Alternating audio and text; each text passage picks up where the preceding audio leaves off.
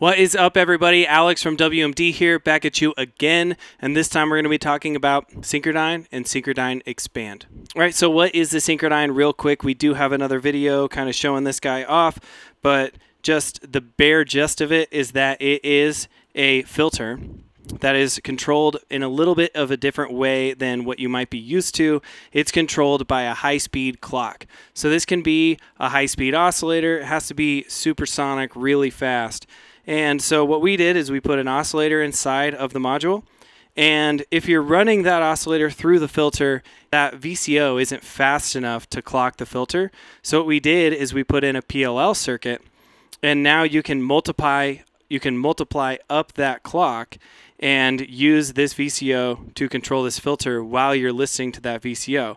It creates some really cool, weird tracking sounds. It's like key tracking, but it has a really unique flavor just to itself. So what is the Synchrodyne Expand? The Synchrodyne Expand is what we like to call an experiment in anti-minimalism or just straight maximalism. We took every single piece that we could uncover and uncovered it. So there's lots of outs, lots of ins, lots of knobs, but essentially what it really is a second VCO, a second PLL, and it does have an input compressor as well as a secondary filter output. We're not even going to mess with those because the sounds that I think are really fun to use really still come out of the Synchrodyne side of things. So what are the uses for the Synchrodyne Expand? Well, one is you can just use it as a secondary oscillator for your Synchrodyne. You can listen to this oscillator just by itself going through the Synchrodyne's filter or mixed with the Synchrodyne's oscillator. So you can actually create two oscillator sounds with the Synchrodyne. That's a cool sound in its own. The other use is to use it as a secondary clock, which means that you can control it independently of the Synchrodyne's oscillator. So you can be running something with the Synchrodyne's oscillator and controlling the filter over here. Or you can actually use both the PLL from Synchrodyne and the clock from Synchrodyne Expand to control that filter at the same time. They kind of fight each other. It gets real crazy. So the first thing we're going to do is use it as a second oscillator. So we're going to take Synchrodyne's 4-pole wave-folded out. This is just my favorite output. We're going to run that into our mixer. And you first might be wondering, how can I just use the Synchrodyne by itself when it's connected to the Synchrodyne Expand? So the first thing you're going to want to do is just flip this switch up to PLL1, turn this into comp knob all the way down, and turn the compression knob all the way down. Now none of these knobs and switches are really going to do much. They're not going to do anything actually because we're still just controlling everything with the Synchrodyne itself over here. So let's just add a second oscillator.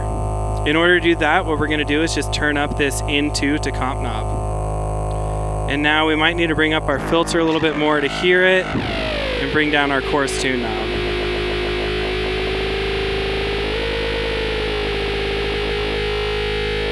So this is basically just like any other synth. You can now use this to control or just to have two oscillators mixed into one. Right? You can do intervals, you can do octaves, you can do anything you want. You can kind of mix that in there wherever you like it the best. So now what I might do here is just use an offset module like the 410, run that into my influence input. And now I have a little bit more control over my filter.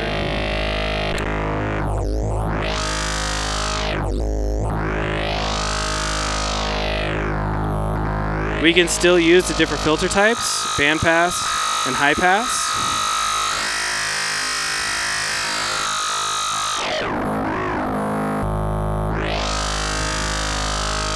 And that's just a nice sound in itself.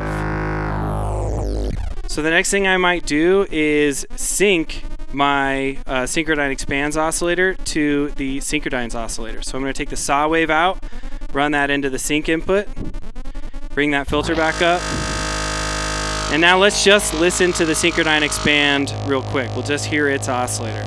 So I'm going to turn Make sure we can turn up that PLL, really hear everything. And then we'll just take this VCA and turn Synchrodyne off here. Now we can hear our Synchrodyne expand. We've got these kind of hard sync sounds. Without the sync input, just sounds like that, right? When we put the sync input in, we get this kind of hard sync sound. So one of the sounds I like to do is mix these two and then run something like an LFO into the volt per octave. I'm just going to use Javelin. And now you can hear we can kind of mix this into the background if we want. And we've got this cool, almost like a phaser sound in the background. Right? We can bring down our filter a little bit, maybe turn up our resonance.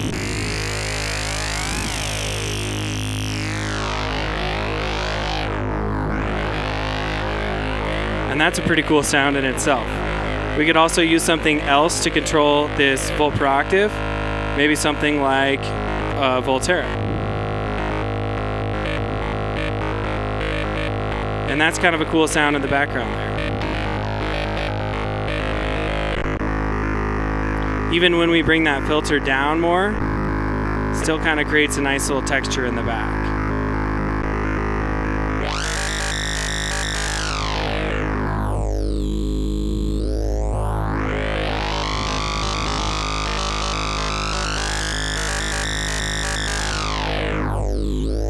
So we've just been making a drone with it. Let's get a little bit more rhythmic here. So I'm going to take out that volt per octave. I'm just going to find a nice little interval that sounds good. So we'll bring up our filter sound here.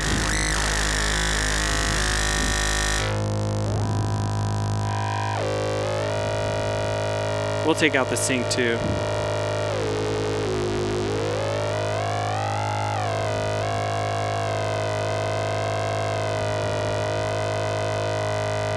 There we go.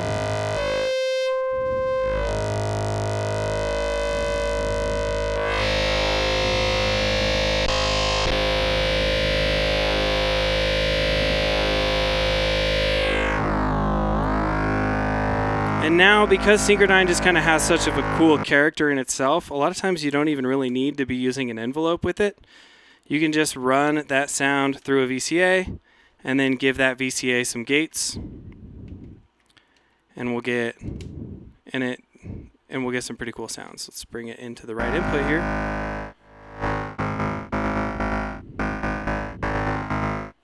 Now we can use this knob over here. Control a little bit to control our filter a little bit.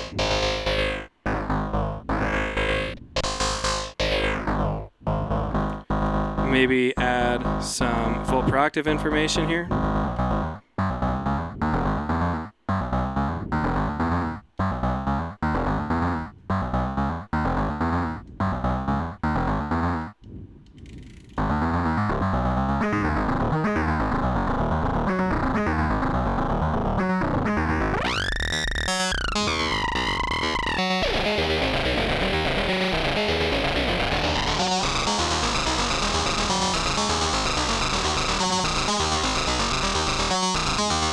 So this volt per octave is normal to the Synchrodyne's volt per octave, so you only need one unless you want to control it separately like we were doing earlier. There we go. There's some pretty cool kind of acidy sounds, and that's just in the way that the Synchrodyne is tracking to the PLL. We're hearing this as a secondary oscillator. All right, so now the next use is, instead of using it as a secondary oscillator, we can use it as a secondary clock to the filter.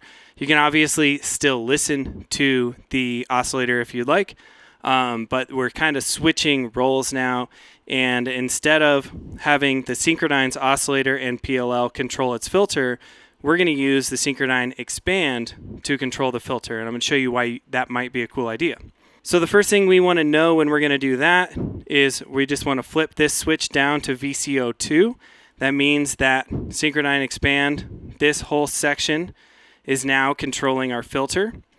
And then we need to know the difference between PLL and PWM. So PLL means that we're going to be controlling this clock with the PLL from the secondary oscillator in the Synchrodyne Expand.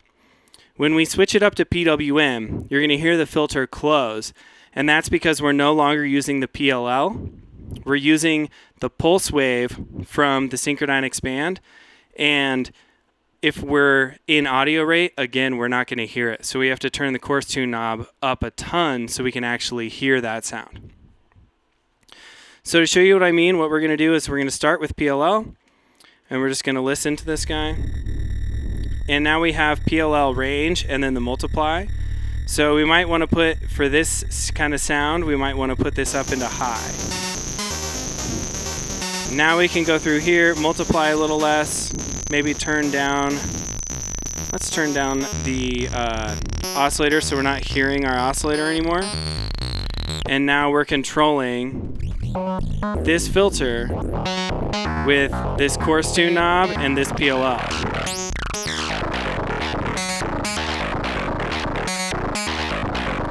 So again, we could now control this with something else. So we could just say like, oh, I'm going to run Volterra number 4 into it. Right? Now we're controlling, we're still listening to this guy's oscillator, but this one is controlling our filter now.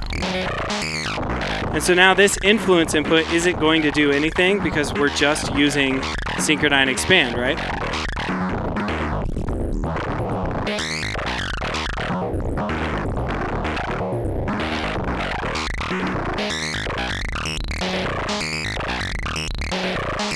So now let's switch over to the PWM.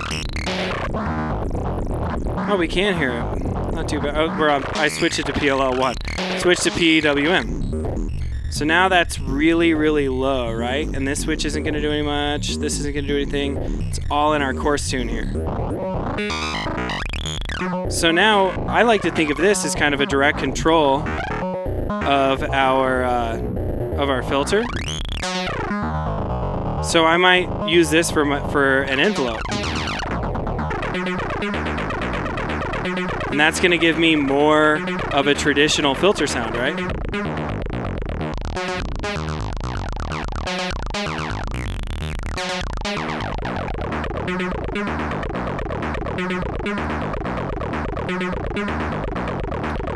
And so that's using just the Synchrodyne Expand clock section to clock our filter. So the next thing we're going to do is we're going to use both. So if we flip this switch into the middle, PLL 1 and 2, now we're using both Synchrodyne Expand's clock and the regular clock from the Synchrodyne, the PLL circuit, and we are clocking the filter with that signal now. So you have an OR signal, which means that no matter what, if either is sending a clock, it's going to clock the filter. And then we have an exclusive OR as well, which means that we're only going to get a clock signal when the signals are not happening at the same time. So an OR is just both of them are controlling the filter. Exclusive OR cuts out any times that those clocks hit at the same time. That becomes a non-clock signal. That'll give us a different sound as well. So we flipped it to the middle here. I'm going to go back to PLL for my Synchrodyne Expand. And let's just take out our volt per octave real quick so we can just hear this drone again.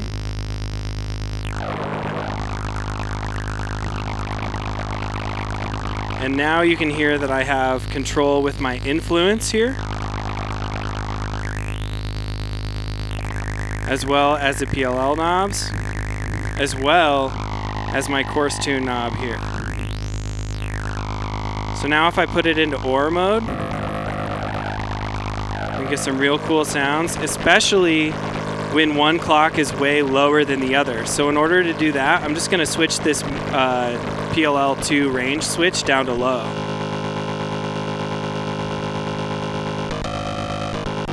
This is one of my favorite sounds. Now when we start making this guy track to volt per octave again,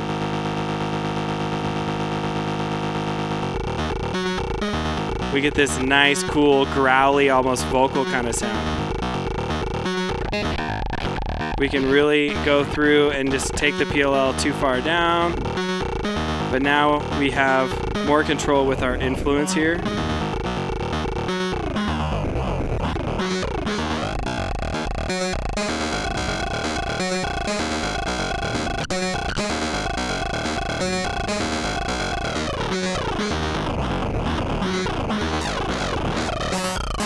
We can change the filter types, of course.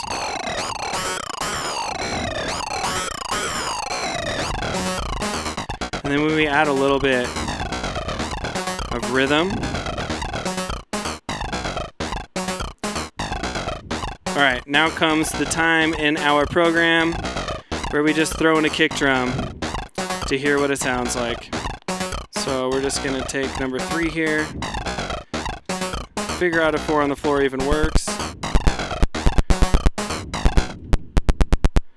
Whoops, that's funny. Let's take the output. There we go. That'll work.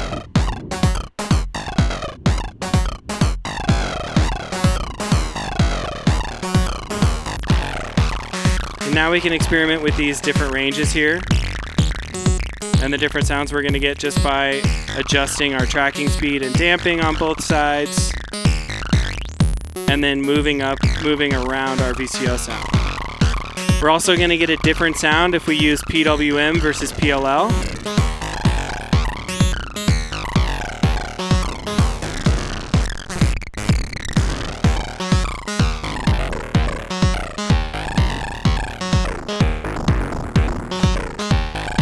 Let's listen to the non-wave folded output here.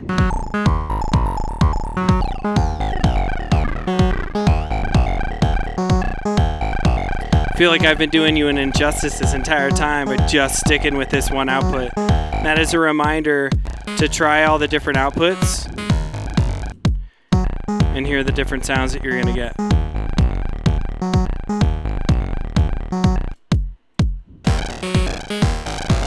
Now we can bring this comp back in.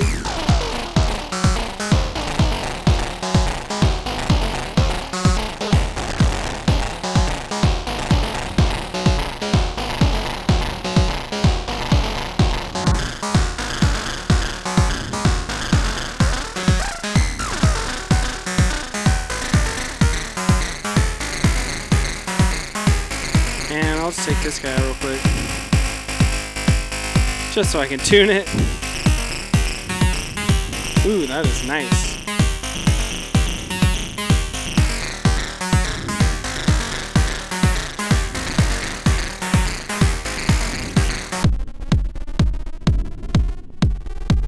We're gonna get back up. Don't worry about it. We're gonna get there. Here it comes.